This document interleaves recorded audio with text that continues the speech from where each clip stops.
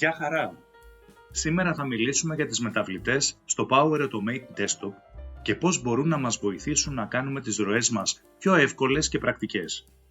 Οι μεταβλητές είναι σαν μικρά κουτιά που κρατάνε πληροφορίες που χρειαζόμαστε στην πορεία και πραγματικά κάνουν τη ζωή μας πιο απλή όταν αυτοματοποιούμε εργασίες.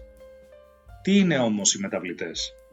Με απλά λόγια, μια μεταβλητή είναι ένας χώρος όπου αποθηκεύουμε δεδομένα όπως αριθμούς, κείμενα ή οτιδήποτε άλλο χρειαστούμε.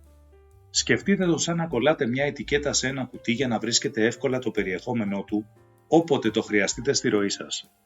Έτσι, μπορείτε να χρησιμοποιείτε και να ξαναχρησιμοποιείτε τα δεδομένα όποτε θέλετε. Καλά όλα αυτά, αλλά πώς δημιουργούμε μεταβλητές? Αυτόματα. Πολλές από τις ενέργειες δημιουργούν μόνες τους μεταβλητές.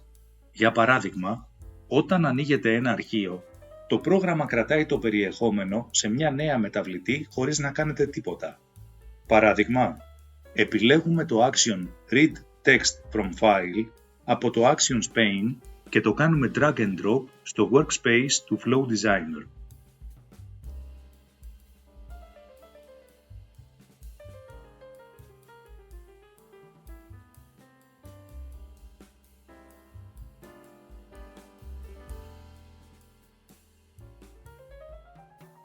Χειροκίνητα. Μπορείτε να ορίσετε μόνοι σας μια μεταβλητή και να της δώσετε όνομα και τιμή. Για παράδειγμα, να κρατήσετε ένα όνομα χρήστη ή έναν αριθμό για να τα χρησιμοποιήσετε αργότερα.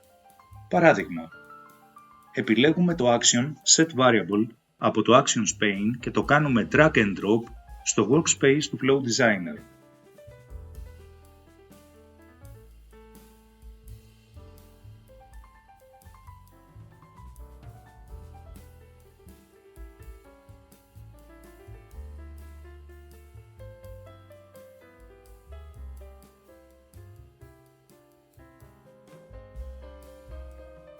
Υπάρχουν διάφοροι τύποι μεταβλητών που μπορείτε να χρησιμοποιήσετε, όπως κείμενο, αριθμό, λίστα, πίνακα.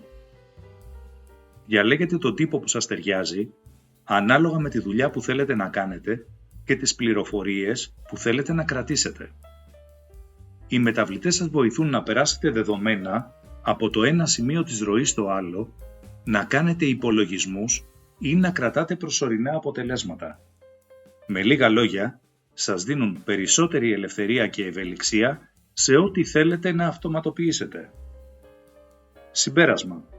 Τελικά, οι μεταβλητές είναι ένα βασικό εργαλείο για να δημιουργείτε πιο δυναμικές και ευέλικτες ροές στο Power Automate Desktop. Δοκιμάστε να φτιάξετε τις δικές σας μεταβλητές και πειραματιστείτε με τα δεδομένα σας.